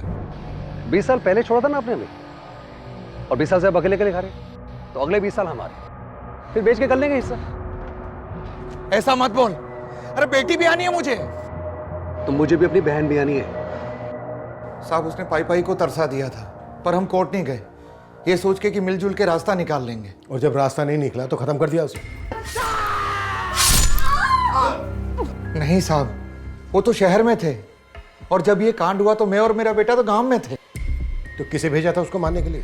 साहब हमने किसी को मारने के लिए सुपारी नहीं दी साहब, पर मेरे बाप ने क्या किया मुझे नहीं मालूम। साहब मैं मानता हूं कि लखन गर्म दिमाग का है, पर उसने क्या किया ये मुझे नहीं मालूम। ऐसे नहीं बोलेगा ये। अरे साहब, एक तरफ तपन और उसके परिवार की हत्या को पॉलिटिकल मर्डर बताया जा रहा था। अपोजिशन पार्टी केएलबी, ये लोग इसमें शामिल है, हमें पूरी तरह से मालूम है। वहीं पुलिस को तपन से जुड़े ऐसे कई पर्सनल एंगल मिल रहे थे जो इन हत्याओं की वजह बन सकते थे, और इन्वेस्टिगेशन का ये दोहरा मापदंड पुलिस की चुनौतियां और भी ज्यादा बढ़ा रहा था। तो दोनों बाप बेटे कुछ नहीं उगल रहे हैं। इन्होंने खुद मारा है, सुपारी दी है, सब पता करता हूँ। मर्डर्स इतने ब्रूटल थे, किसी ना किसी पड़ोसी ने कुछ ना कुछ देखा सुना तो जरूर होगा। क्या अभी भी कोई कुछ नहीं बोल रहा है? जी नहीं सर, लेकिन अभी माहौल को शांत हुआ है, फिर से ट्राई करते। तपन का बाप बोल रहा था कि तपन सारी जमीन की बटाई के पैसे खुद रख लेता था। तपन यहाँ एक स्कूल में क्लर्क था, पार्ट टाइम इन्वेस्टमेंट स्कीम बेचता था। इतने वर्ष से 5 साल के अंदर शहर में उसने अपना घर बना लिया। गांव की जमीन जायदाद वैसी की वैसी। कहीं उधारी का मामला तो नहीं है? मे कम इन सर? कम। सर तपन के स्कूल में पूछताछ की तो कुछ बातें पता चली है। सर उसके स्कूल में एक टीचर है मिताली, जो तपन के बेटे को ट्यूशन भी पढ़ाती थी। और सर इस मिताली का तपन के घर पर काफ़ी आना जाना था। और सर लोगों से पता चला है कि इस मिताली और तपन में काफ़ी अच्छी बातचीत थी। रहती कहाँ है मिताली? सर ये मकदीर नगर में कहीं किराए के मकान में रहती है। जिस अफेयर के एंगल को हम ढूंढ रहे हैं, कहीं वो मिताली और तपन से तो नहीं जुड़ा है? इस एंगल को लेकर हमें तपन की माँ, बहन और संगा के भाई से बात करनी चाहिए। गौतम, तुम मिताली से मिलो और तुम इन सबसे बात करो। ये कैसी बात कर रहे हैं साहब? तपन और संगा के बीच कोई तनाव नहीं था। हो सकता है कि ऐसा कुछ हो, लेकिन आपको पता ना चला हो। अच्छा, आपको कुछ अंदाजा है कि उनके बीच कुछ? नहीं सर, मुझे कभी ऐसा लगा ही नहीं कि उनके बीच में कोई तीसरा भी होगा। जीजा जी का कुछ ऐसा होता तो दीदी मुझसे छिपाती नहीं। ये भी तो हो सकता है कि तुम्हारी दीदी का कोई पास्ट हो। क्या उनका किसी के साथ कुछ? नहीं सर, ऐसा कुछ नहीं था।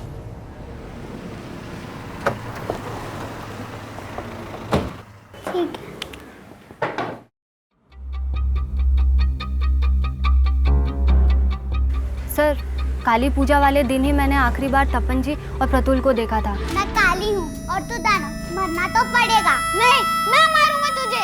नहीं, मैं मारूंगा। अरे ये क्या हो रहा है? उठो बेटा, उठो, आप उठो। उठो उठो उठो उठो। ये क्या कर रहे बेटा? मुझे घर जाना है। फिर वो प्रतुल को ले गए और अगली सुबह उन सबके मर्डर का पता चला। देखिए, हमें पता चला है तपन और संगा का रिलेशन ठीक नहीं चल रहा था। आपका तो उनके घर भी आना जाना था, इसकी हिंट तो होगी आपको। नहीं सर, मुझे तो कभी ऐसा कुछ नहीं लगा। जब भी उनके घर जाना होता था दोनों खुश ही लगते थे। प्रतुल ने जब से आपकी क्लास ज्वाइन की है ना, बहुत अच्छा कर रहा है। अच्छा तो करेगा ही, आपने टीचर जो ऐसी चूज की है। ठीक है, जरूरत पड़ी तो हम आपसे दोबारा बात करेंगे। सर, एक मिनट। सर, तपन जी आरएलबी पार्टी में कितना एक्टिव थे ये मैं नहीं जानती, लेकिन वो समाज सेवा में हमेशा आगे रहते थे। सर, हमारे स्कूल के पास सरकारी ज़मीन का एक हिस्सा बड़े टाइम से खाली पड़ा हुआ था और एक कम्युनिटी के लोग उस पर अपना कब्जा जमाना चाहते थे। तपन जी, आजकल ये लोग रोज़ यहाँ इकट्ठा हो जाते हैं, आखिर चक्कर क्या है? मुझे खबर मिली है कि ये लोग इलीगल तरीके से ज़मीन को हथियाने की कोशिश करें, जो मैं होने नहीं दूंगा। अरे बच्चों की जगह ही है। मैं कोर्ट में इनके खिलाफ पिटीशन दायर करने वाला हूँ। सर, उनके पिटीशन डालने की वजह से ही कोर्ट के आदेश पे वो ज़मीन म्यूनिसिपल कॉर्पोरेशन को दे दी गई। तो मतलब आप कहना चाहती हैं उन लोगों ने तपन के परिवार को? हो सकता है, उनका नेता उस्मान बड़ा ही दबंग आदमी है। हो सकता है उसको पता चल गया हो कि वो पिटीशन तपन जी ने ही फाइल की थी। सर मिताली की बात सही निकली कि तपन ने उस्मान और उसके कुछ आदमियों के खिलाफ पिटीशन फाइल की थी। ये उस्मान तपन के घर के नजदीक ही रहता है। मानी को भेजा है उस्मान को बुलाने के लिए।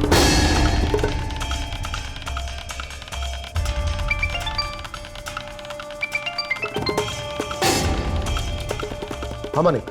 सर उस्मान के घर पे एक हफ्ते से ताला लगा है और उसका नंबर भी बांधा रहा है। सर उस्मान को जानने वाले कुछ लोगों से मैंने बात की, वो भी नहीं जानते कि उस्मान है कहाँ पे।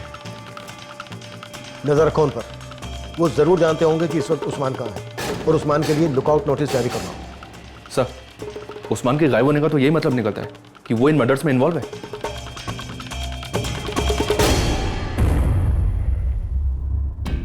इस केस में हम अफेयर वाले एंगल को भी रूल आउट नहीं कर सकते। माना हमने मिताली ने उस्मान के बारे में बताया जरूर, लेकिन यह भी तो हो सकता है कि वो अपना राज छुपा गई हो। सांगा की ये डायरी साफ इशारा करती है कि तपन और सांगा के बीच कोई तो तीसरा था।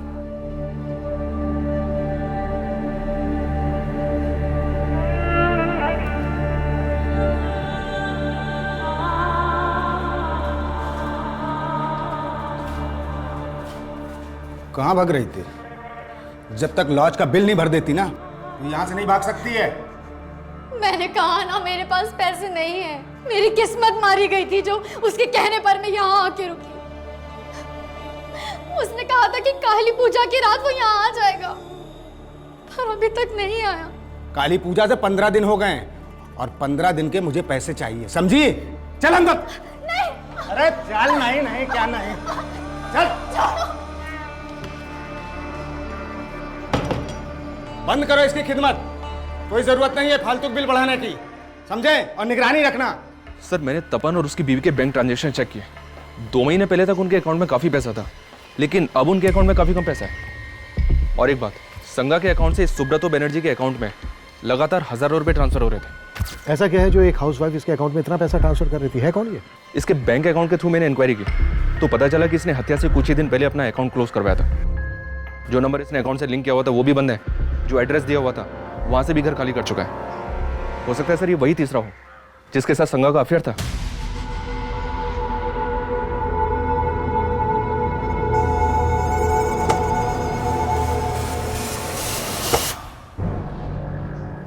कहीं ऐसा तो नहीं है कि सुब्रतो बनर्जी संगा को किसी वजह से ब्लैकमेल कर रहा है? इस सुब्रतो बनर्जी के लिए तलाश शुरू करवा दी मैंने सर। और उस्मान, उसका कुछ पता चला? फिलहाल तो नहीं, उसकी भी तलाश जारी है। सुब्रतो और उस्मान ऐसे सस्पेक्ट बनकर सामने आए थे जो फरार थे, लेकिन उस रात तपन और उसके परिवार की हत्या करने वाला किलर कौन होगा, इसका एक राज अब तपन के पड़ोसियों से भी सामने आया। आखिरकार कुछ लोग बयान देने के लिए अब सामने आए थे। बोलिए सर। हम पहले से कहना चाहते थे, लेकिन तब माहौल ऐसा था कि हम डर रहे थे।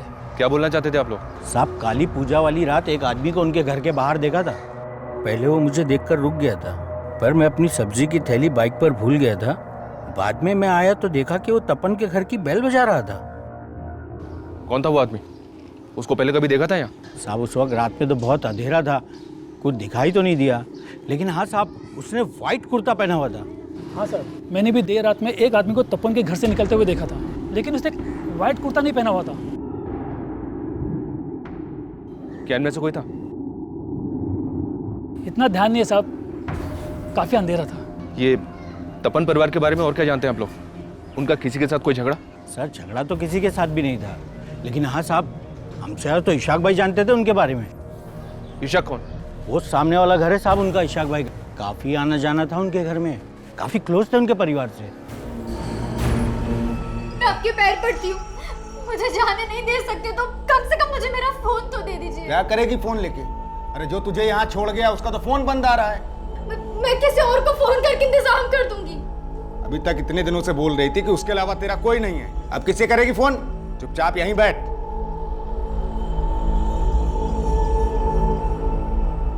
हमने उस दिन भी आप लोगों से बात की थी, आपका इतना मेल जोल था उनसे, फिर भी आपने हमें कुछ नहीं बताया। अरे सर कुछ पता होता तो बताते ना, हमने कहा ना हमने उस रात कुछ नहीं देखा। लेकिन तपन और उसकी फैमिली के बारे में तो काफी कुछ पता होगा ना? हमें पता चला है कि तपन और संगा के बीच कुछ भी ठीक नहीं चल रहा था। इसकी वजह क्या होगी? पता नहीं सर, हमने तो ऐसा कुछ नोटिस नहीं किया और हमें तो यही लग रहा था कि वो दोनों खुश ही होंगे। सर सुब्रतो के बारे में पता किया। सुब्रतो एक हिस्ट्री शीटर है और 420 के केस दर्ज है उसके नाम पे। सर सुब्रतो लोगों का पैसा पोंजी स्कीम में लगवाता था और फिर गायब हो जाता था। अलग अलग शहरों में अलग अलग नाम से कई बैंकों में अकाउंट मिला है उसका और सब काफी समय से वांटेड है। तो क्या इसने संगा के साथ भी फ्रॉड किया होगा? इस वक्त कहाँ है? ये तो नहीं पता सर, लेकिन कलिंगा पुलिस उसे काफी समय से ढूंढ रही है और उन्हें उसकी एक लीड भी मिली है। उन्हें लगता है कि वो फूलबनी में छिपा हो सकता है। उनके टच में रहो, किसी भी हाल में हमें ये सुब्रतो चाहिए। Okay sir.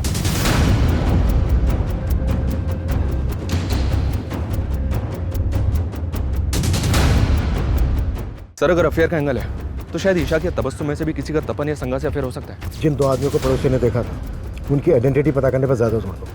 उन लोगों ने उसे ठीक से नहीं देखा था सर, फिर भी ट्राई कर रहा हूँ स्केच बनवाने के लिए। तपन के घर के बाहर देखे गए अनजान आदमी का स्केच बनवाने की पुलिस ने कोशिश तो की, लेकिन जो स्केच बनकर सामने आया उसको पहचान देना नामुमकिन नजर आ रहा था। सर उस्मान के बारे में पता चला है। ये उस्मान इशाक की बीवी तबस्सुम का दूर का रिश्तेदार भी है।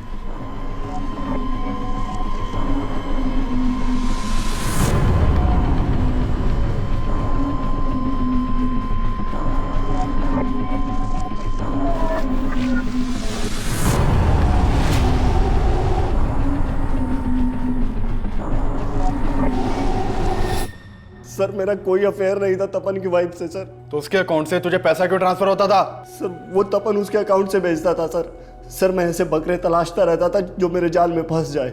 मैंने उसको एक फेक स्कीम सुनाई थी और मेरे जाल में फंस गया। देखो दादा, ये ऐसा इन्वेस्टमेंट प्लान है कि राउंड अप में इंटरेस्ट मिलता है इस पे। 2 साल का स्कीम है, आपके पास जब जब पैसे हो तब तब इन्वेस्ट करते रहना। 18% ब्याज के साथ सारा पैसा वापस मिलेगा। अच्छा जी दादा, और मैं चाहता हूं कि आप इसमें इन्वेस्ट जरूर करो। लेकिन सर वो मेरे लालच के बाद मेरे जाल में फंस गया और मैं जितना पैसा वसूल सकता था मैंने वसूल। लेकिन सर आप मेरा विश्वास कीजिए सर, मैंने किसी को नहीं मारा सर। मैं सच बोल रहा हूं सर, मैंने किसी को नहीं मारा।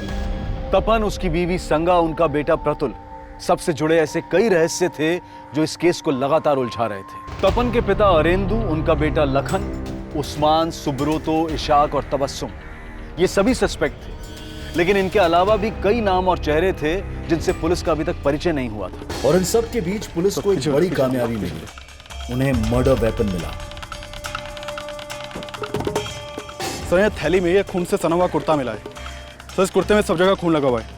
और सर एक कोयता मिला है, इसमें भी काफी खून लगा हुआ है। सर ये सारा सामान यहाँ डंप किया गया था। आइए सर। सर इस सब सामान को इस थैली के अंदर डाल के इस पत्थर के पीछे यहाँ डंप किया गया था। सर आदमी सुबह यहाँ से जा रहा था, इसने ये थैली देखी और हमें इन्फॉर्म किया। सर ये जगह तपन के घर से ज़्यादा दूर नहीं है। एक विटनेस ने बताया था कि हत्या वाली रात को एक आदमी व्हाइट कुर्ते में तपन के घर के बाहर देखा गया था। ये कोई तो मर्डर वेपन हो सकता है सर। उस रात एक आदमी व्हाइट कुर्ता पहनकर तपन के घर के अंदर गया, तो फिर से और जब घर से बाहर निकला उसने नीले रंग की कमीज पहनी हुई थी। हो सकता है ये कोई दो नहीं बल्कि एक ही आदमी हो जो अपने साथ कपड़े लेकर गया और मर्डर करने के बाद उसने कपड़े चेंज कर लिए और फिर व्हाइट कुर्ता और कोयता लाकर इस पत्थर के पास डंप कर दिया। आसपास पता करवाओ, शायद काली पूजा की रात को उस किलर को किसी ने यहाँ पर ये सब डंप करते हुए देखा हो। Okay sir.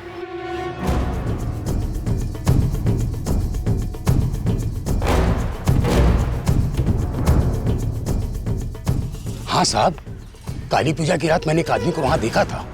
रात देर हो गई थी, मेले से वापस आ रहा था, उसी समय मेरी नजर उस पर पड़ी। साहब वो ऐसे घूर के मेरी तरफ बढ़ा कि मैं तो घबरा ही गया था। क्या उस आदमी ने नीले रंग की शर्ट पहनी थी? हाँ शायद। उस आदमी की तस्वीर बनवाने में क्या आप हमारी हेल्प कर सकते हैं? सुजोय जी, आरएलपी पार्टी के 5वें कार्यकर्ता की हत्या, वो भी उनके पूरे परिवार समेत। हमारी पूरी हमदर्दी है उस परिवार के साथ, लेकिन आरएलपी पार्टी की यह गलत रवैया इस राज्य का माहौल खराब कर रहा है। लेकिन उनके इल्जाम आपकी पार्टी पर नहीं, सीधे आप पर हैं। उनका आरोप एकदम मिथ्या है। हम लोगों ने ऐसा कोई गलत काम किया ही नहीं। वो लोग ऐसे तपन और उसकी फैमिली के मर्डर्स को लेकर तो ऐसी राजनीति हो रही है जैसे तपन आरएलबी पार्टी में कोई बहुत बड़ा नेता था। और सोशल मीडिया की वजह से तो इतनी अफवाह फैल गई है कि पूरा का पूरा शहर जल उठा है। सर ये तपन स्कूल में क्लर्क होने के साथ साथ लोगों को इंश्योरेंस और इन्वेस्टमेंट स्कीम्स भी बेचा करता था। इसने आरएलबी पार्टी के कई लोगों को ऐसी स्कीम्स बेची थी, इसलिए पार्टी दफ्तर में इसका आना जाना था। लेकिन मैं जब पार्टी नेता पारस सिन्हा से मिला तो उसने बोला तपन ने हमारी पार्टी ज्वाइन की थी।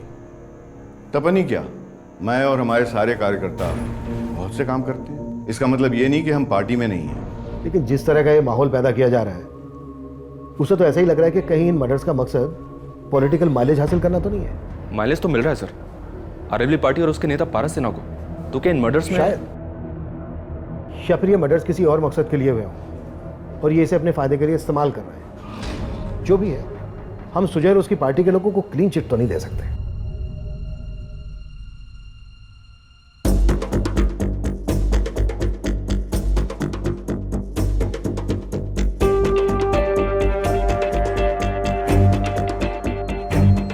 सर ये स्केच उन स्केचेस से अलग है जो तपन के पड़ोसी ने बनवाए थे।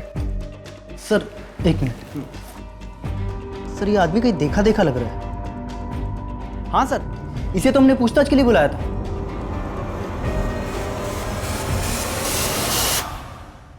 इसका नंबर तपन के कॉल रिकॉर्ड्स में था। रिकॉर्ड्स में क्या हो? सर ये देखिए सर, इसका नाम बादल है, इसका फोन नंबर और एड्रेस दोनों है हमारे पास। आप जिस नंबर को डायल कर रहे हैं वो इस समय स्विच्ड ऑफ है। फोन बंद है सर। इस बादल का एड्रेस चेक करो, देखो सही है क्या। इसके एक एक डिटेल चाहिए और उस्मान का पता भी जल्द से जल्द लगाओ। सर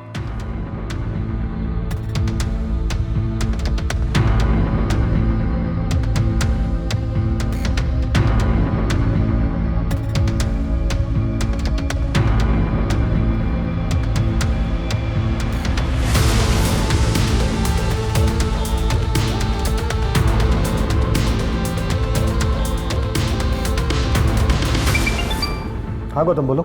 सर बादल के घर पे भी ताला लगा हुआ है। और एक बात, आसपास इंक्वायरी की तो पता चला कि बादल पास के गांव की एक लड़की को भी भगा ले गया था। लड़की भगा ले गया था? पता करो इस लड़की का इसके इससे कोई कनेक्शन है क्या?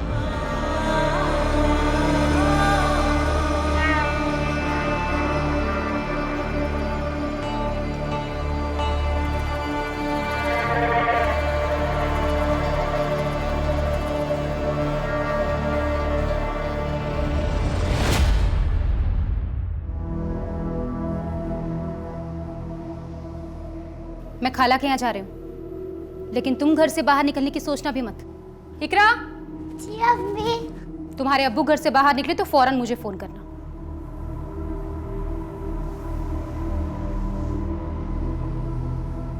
सर वो उस्मान खुद आया पुलिस स्टेशन। सर मैं भागा नहीं था, मैं तो अपनी बेगम के साथ यूपी गया हुआ था और जैसे मुझे पता चला कि आप लोग मुझे ढूंढ रहे हैं मैं वापस चला आया। भागा नहीं था तो फोन बंद क्यों था तेरा? सर वो तपन की वजह से वो जमीन नहीं हथिया पाया तो मरवा दिया उसको। तपन जी, आजकल ये लोग रोज यहाँ इकट्ठा हो जाते हैं, आखिर चक्कर क्या है? मुझे खबर मिली है कि ये लोग इलीगल तरीके से जमीन को हथियाने की कोशिश करें, जो मैं होने नहीं दूंगा। अरे बच्चों की जगह ही है। मैं कोर्ट में इनके खिलाफ पिटीशन दायर करने वाला हूँ। मुझे तो मालूम भी नहीं था कि तपन ने पिटीशन फाइल की थी। चलिए बोल, तबस्सुम और इशाक का इस सबसे क्या लेना देना है? तबस्सुम इशाक भाई पर शक करती थी कि उसका तपन के बीबी से कोई चक्कर है। सर मैंने बादल के कॉल रिकॉर्ड्स चेक किए, ये देखिए सर बादल के कॉल रिकॉर्ड में एक बरुणी नाम की लड़की का नंबर मिला है। सर बादल और बरुणी के बीच में काफी बातचीत होती थी। सर ये वही लड़की है जिसे लेकर बादल भाग गया था। सर काली पूजा वाले दिन भी इन दोनों के बीच में काफी बातचीत हुई थी। सर बादल का नंबर तो बंद आ रहा है लेकिन बरुणी का नंबर चल रहा है और हम उसकी लोकेशन ट्रेस करने की कोशिश कर रहे हैं।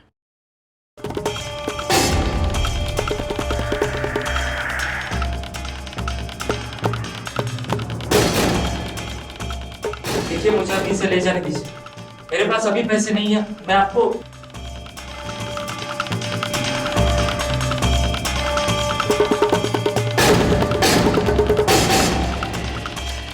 क्या बादल सचमुच हत्यारा था या उसे एक मोहरा बनाकर एक बड़ी चाल चली गई थी? साहब मैं मानता हूं कि मेरी बीवी मुझ पे शक करती है, लेकिन साहब हमारा कोई अफेयर नहीं था। मैं उनको बोलता भाभी था लेकिन मानता बहन जैसी था साहब। लेकिन तबस्सुम तो तुझ पे शक करती थी, तो क्या उसने उस्मान को बोल के? नहीं साहब नहीं, तबस्सुम पे मुझे शक नहीं है, लेकिन हाँ उस्मान पे मुझे पूरा शक है साहब, क्योंकि वो जिस जमीन पर कब्जा करने वाला था ना उसके बारे में तपन दादा को मैंने ही बताया था, जिसके बाद तपन दादा ने पिटीशन फाइल की थी। तो ये बात बताने के लिए तो पहले क्यों नहीं आया? हाँ साहब मैं तो बताने के लिए आने वाला था, लेकिन वो तबस्सुम ने रोक लिया साहब। अच्छा, पहले बोलता है कि तबस्सुम पे शक नहीं है, फिर बोलता है कि तबस्सुम उस्मान को फंसा रही है। कहीं ऐसा तो नहीं उनको फंसा के इस कांड को तू ही करके निकल गया? नहीं साहब, ऐसा कुछ नहीं है साहब। साहब मैं कसम खाता हूँ, ऐसा कुछ नहीं है साहब। साहब मैं वरुणी से बहुत प्यार करता हूँ। उससे शादी करने के लिए पैसे बचा रहा था और कुछ पैसों से 2 इन्वेस्टमेंट प्लान लिए थे तपन से, जिसके लिए हर साल 24,000 देने पड़ते थे। पहले साल तो उन्होंने पैसे लेकर रसीद दे दी थी, लेकिन इस साल जब मैंने दूसरे 24,000 की किस्त दी तो उन्होंने रसीद नहीं दी, बोला बाद में दूंगा। तपन दादा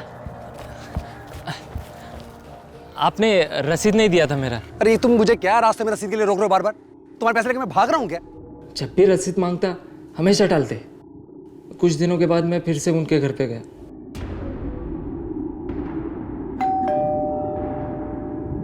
नमस्ते भाभी।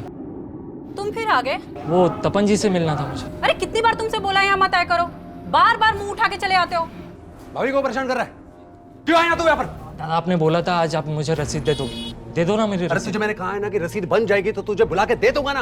आप मुझे पैसे नहीं दे रहे, रसीद नहीं दे रहे, इसका मतलब आप मुझे धोखा दे रहे। मैं धोखा दे रहा हूँ? धोखा दे रहा हूँ? अब चल निकल यहाँ से। 2 कौड़ी का आदमी नगदान मत आना यहाँ पर। साहब तपन और उसकी बीवी ने मुझे बहुत बेइज्जत किया था साहब। उस दिन ऐसा लगा कि वो तपन जिसने पैसा जोड़कर आज ये मकाम हासिल किया था, उसे मुझ जैसे एक छोटे से इंसान के मेहनत के पैसे की कोई कदर ही नहीं। मेरा माथा ठनक गया साहब, और मैंने सोच लिया कि मैं इन दोनों को बताऊंगा कि एक छोटा सा इंसान अपनी मेहनत की कमाई के लिए क्या कर सकता है। तो फिर से क्या कर रहा है तू?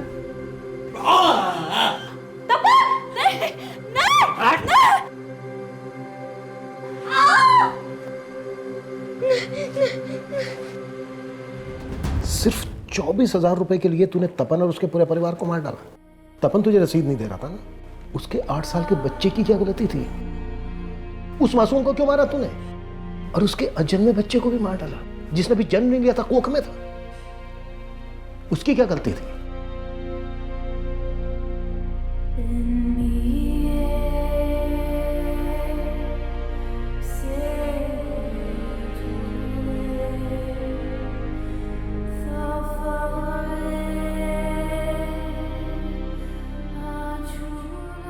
जिस सरगर्मी से इस केस की शुरुआत हुई थी, उतना ही सहमा हुआ इसका अंत था। सिर्फ 24,000 रुपए की एक रसीद को लेकर हुई कहासुनी ऐसी जघन्य हत्याओं की वजह बन गई। पर तपन और सांगा के बीच जिस तीसरे इंसान को तपन और सांगा के तनाव की वजह समझा जा रहा था, उस बारे में पुलिस को कुछ भी नहीं मिला था।